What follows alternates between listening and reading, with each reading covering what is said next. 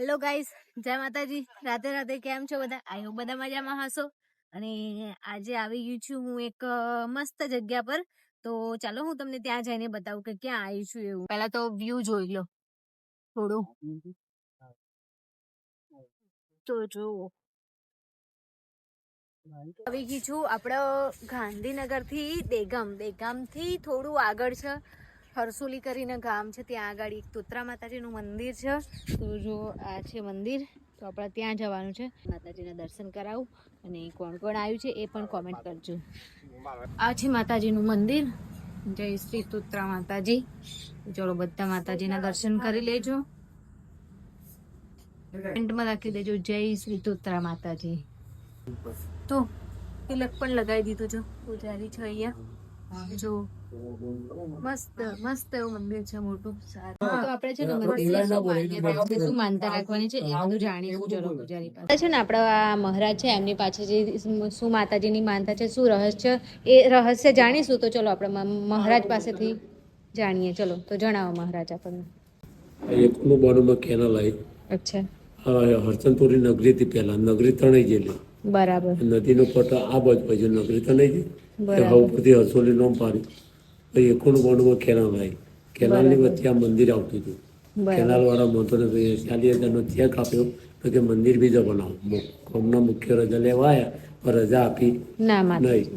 Canal વાળાએ ના માન્યું, એને ખોદવાનું કામ ચાલુ કર્યું. બરાબર. એને માતાજી એવો પથ્થર આખું ખાનદાન મૂર્તિ બંધ કરતી. બરાબર. એને કેનાલનો વરખ લીધો અને સાઈડમાં લઈ લીધી કેનાલ.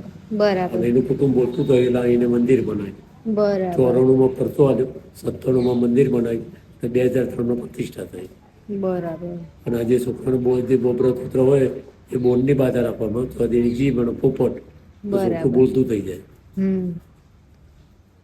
તો જો આ રહસ્ય છે મંદિરનું, માતાજીનું બહુ બધું સાથ છે અહીંયા ગાડી.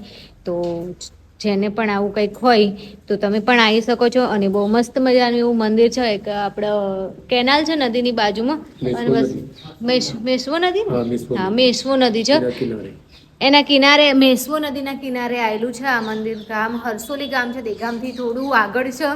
તો તમે પણ આવી શકો છો. અને મસ્ત મંદિર છે. અહીંયા બીજું એક એવું છે કે જે પણ આપણે માનતા રાખવી હોય તો એના માટે જે ચાંદીની જીપ આવે છે, ચાંદીની જીપ અને પોપટ અને બીજું બોર, આ ત્રણ વસ્તુની બાધા રાખી શકાય છે.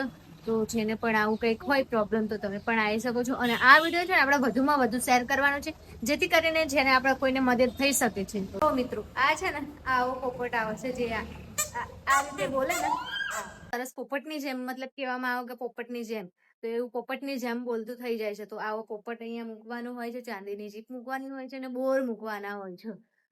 તો આટલું કરવાથી આપણી બાધા પણ પૂરી થશે અને તમારું છોકરું બાળક હોય ને એ પણ પોપટને જેવું બોલતું થઈ જશે.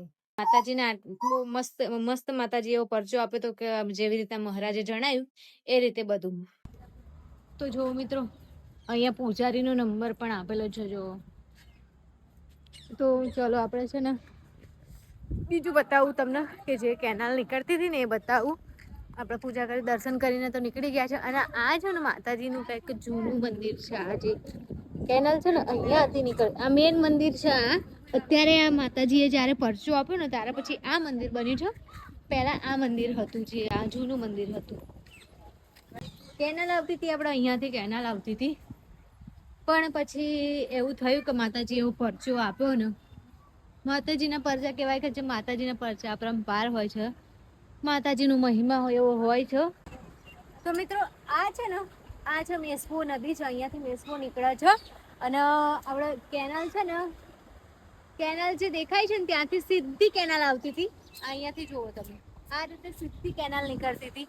પણ પછી જેવો માતાજીનો એવો મહિમા છે જે ના થઈ શક્યું એમ. તો કેનાલ આખો સીધો આમ વળાંક લઈને કેનાલ ત્યાંથી નીકળી છે.